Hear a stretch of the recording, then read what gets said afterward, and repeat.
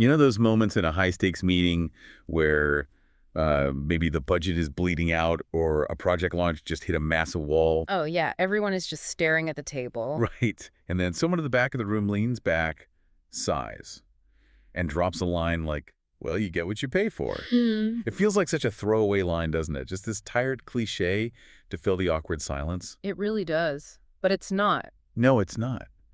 I've been looking through this guide on the architecture of financial idioms, and I suspect there is actually something much sharper hiding inside that phrase.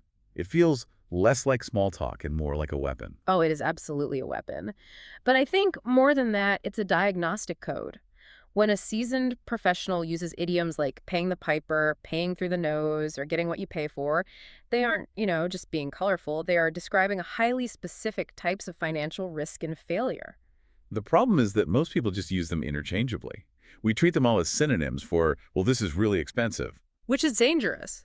Because if you mix up paying through the nose with paying the piper, you aren't just messing up your metaphors, you are fundamentally misdiagnosing the problem. Right, you might be trying to solve a negotiation issue when what you actually have is a negligence issue. Exactly. One phrase implies you are exploited, and the other implies you are reckless. Knowing the difference completely changes how you handle the fallout. So for this deep dive, we are deconstructing that hidden framework. We are going to decode the architecture of risk, quality, and consequence that dictates exactly which phrase you should use and when. And by the end of this, you will know the exact difference between paying through the nose and paying the piper, and why mixing them up makes you look totally unprofessional. Let's start with the machinery behind these phrases. The guide introduces this concept of a financial value architecture. It treats value not as this vague, floaty concept, but as an interlocking system. Yeah, it suggests that value isn't just a single number on a spreadsheet, but actually a set of gears. Right. Think of it as an engine. For the whole engine to run smoothly, three specific gears have to mesh perfectly together.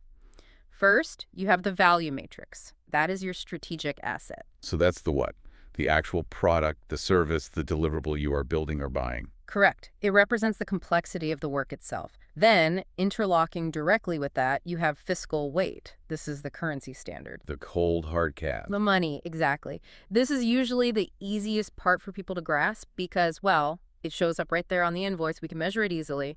But then, and this is where I see most projects actually derail in practice, there is a third gear. The framework calls it the Chronos risk nodule. Okay, Chronos risk nodule. Hold on. That sounds like we're writing a sci-fi screenplay right now, not a budget report. Why do they need to complicate time with a label like that? I know, it sounds incredibly pretentious. But they label it that way to highlight a crucial point. Time isn't just a calendar. It is an active, aggressive risk factor. It's a gear that constantly grinds against your budget and your deliverables. Because of the engineering advisory attached to it. Exactly. Time is a strict constraint. If you delay action, you don't just put the project on pause, you actually compound your exposure. So the nodule represents that exact moment where urgency collides with cost. So this whole system only works when all three gears, the plan, the money, and the time lock together. Yes. And if one of them slips, The whole machine grinds. precisely, and that horrible grinding noise, that is usually the exact moment when someone in the room speaks up and uses one of these idioms. That brings us to this idea of the temple of communication. The material uses an architectural metaphor to explain why we even use these idioms in the first place. I mean, why not just look at the team and say, hey, it costs too much? Because direct language like that can be too blunt or honestly just too shallow to capture the real problem. Think of your project like a classical Greek temple. The roof, the part everyone sees and admires from the outside, is professional communication. That's the plight emails, the weekly status updates, the diplomatic project reviews. Right. But that roof has to sit on something solid. It's supported by three massive pillars. You have risk, which is the potential for loss. You have quality, which is reliability. And you have moral hazard. Moral hazard is a really heavy hitter. Usually, I only hear that term when people are talking about banking bailouts or massive insurance fraud. It feels really aggressive for a standard, everyday project review. It is aggressive. But it's the only accurate way to describe that specific behavioral distortion. When a project manager or a vendor takes wild risks simply because they know they won't be the one paying the bill if the whole thing fails. Oh, I see. So the idioms act as this cultural shorthand to signal that the pillars are shaking. They tell everyone in the room that we are no longer just talking about a budget variance. Yes, they evaluate the tension between the investment and the result. And finally, all of this rests on a foundation of economic parity, which basically just means a shared value system. So when I drop an idiom in a meeting, I'm basically looking around the table and saying, we all see the structural failure happening here. Right. It's a reality check. You are forcing everyone to align on the actual reality of the situation, not just the polite fiction of the status report. Let's get into the specific phrases then. The first one is the absolute baseline for all business transactions. The classic, you get what you pay for. This is the fundamental principle of the entire system. It represents parity. Imagine an old-fashioned weighing scale. On the left side, you have the capital invested. The money you put in. Right. And on the right side, you have qualitative output, the reliability or the excellence of the thing you actually bought. And the fundamental rule is that the scale simply has to balance. It is an unbreakable axiom. Quality is a paid-for attribute. This is the truth that businesses constantly try to ignore.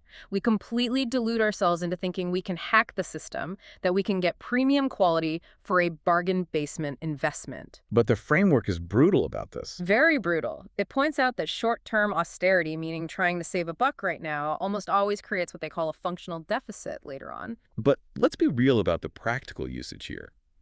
People rarely say you get what you pay for as a compliment.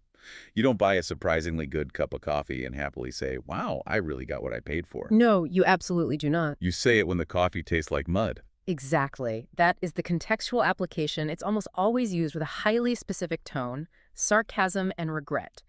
And it usually happens in a dynamic between two specific archetypes: the consultant, who is the expert, and the buyer. I have definitely been in that exact room. The buyer's looking miserable because their cheap solution completely failed, and the consultant is sitting across from them trying really, really hard not to look smug. Smug is the perfect word for it because there is a very deep subtext operating here. On the surface layer, the consultant is just making a simple economic observation. You paid very little, so you received very little. Just pointing out the parity. But the deep layer is psychological distancing from failure. By saying you get what you pay for, the speaker is actively signaling their own superior judgment. They are effectively saying, hey, I warned you about this. This is an entirely foreseeable consequence of your own cheapness, and I am taking exactly zero responsibility for this mess. It's a defense mechanism wrapped in a cliché. There is a great case study in the guide that nails this dynamic. They call it the unbranded watch scenario.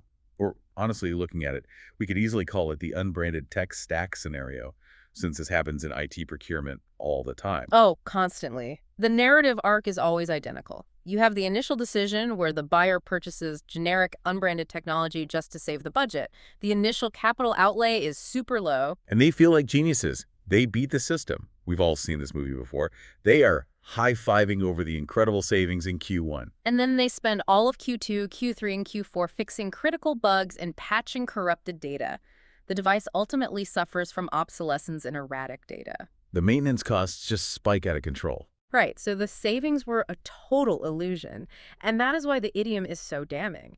It reclassifies the situation. It shifts the blame from a technical malfunction like, oh no, the watch broke, to a judgment failure, you bought the wrong watch. The total cost of ownership now far exceeds whatever marginal savings you thought you secured on day one. Exactly. I want to pause and look at the actual language itself for a second, because the guide has this linguistic deconstruction of the words pay versus get. And it's fascinating, even if the definitions get a little flowery. They define the act of paying as a commitment of resources, or, more dramatically, the sacrifice of liquidity, which is really just a fancy way of saying you are giving up resources that you can never get back. But then they define getting as the realization of truth, which is a very poetic way of saying you are finally finding out that the thing you bought is complete garbage. It is poetic, but think about the psychology of making a purchase. When you pay, you are essentially buying a promise. You are operating on hope. And when you get, you are experiencing the cold, hard reality. Exactly. The friction point happens when the getting is mathematically less than the paying.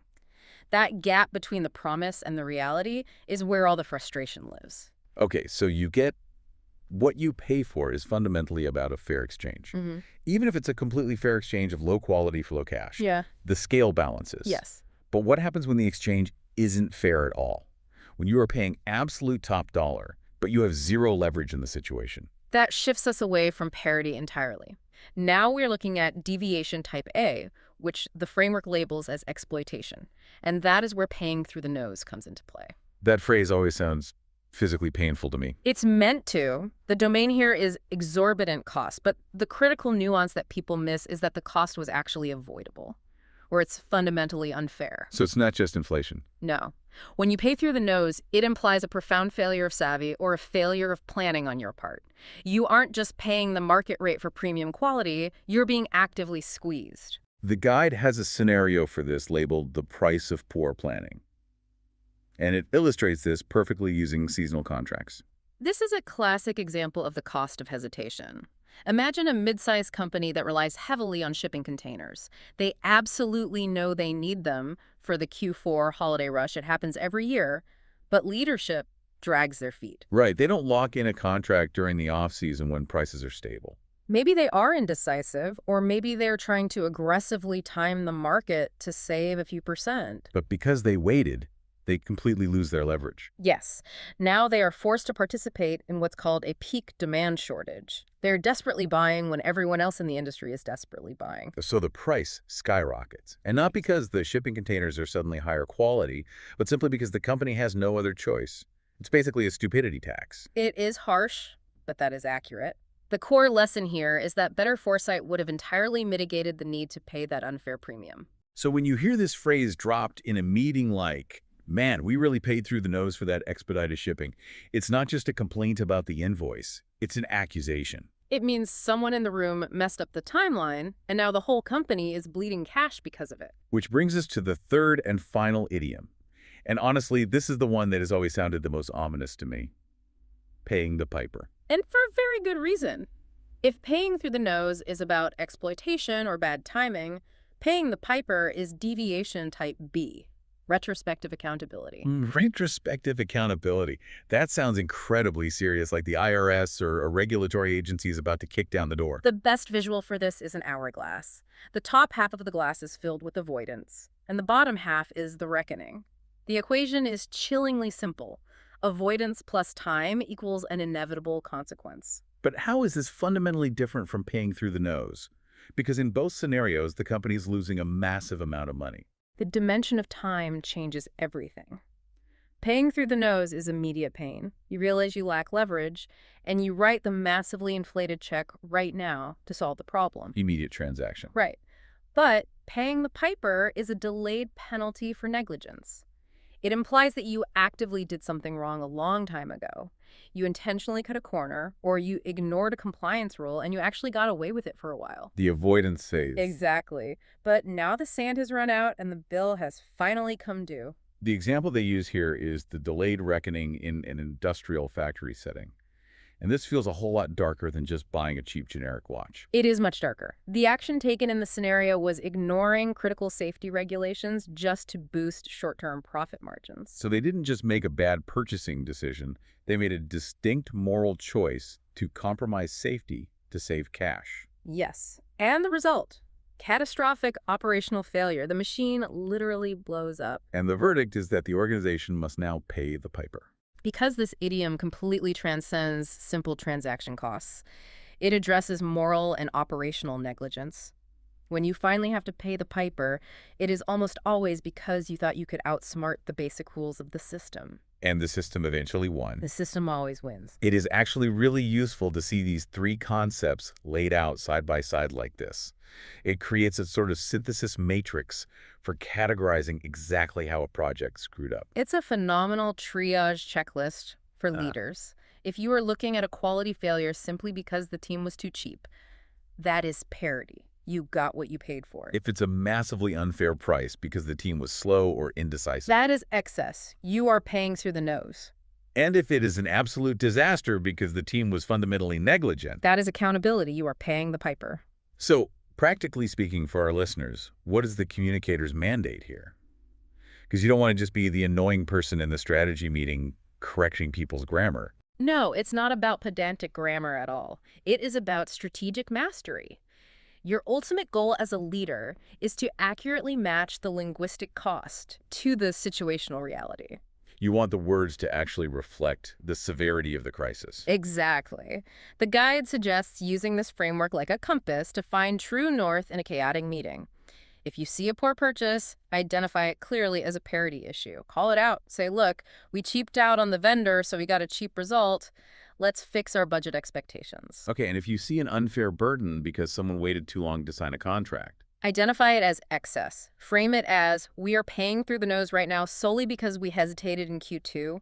We need to fix our procurement pipeline. but if you see a true reckoning coming because of actual negligence, You identify it as accountability. You warn them plainly. If we skip this critical safety check today to hit our milestone, we are going to pay the piper next year. it effectively stops the corporate spin, doesn't it? Yeah. It forces the entire executive team to look at the root cause of the failure rather than just complaining about the final price tag. That is the true power of this architecture. It clears the fog.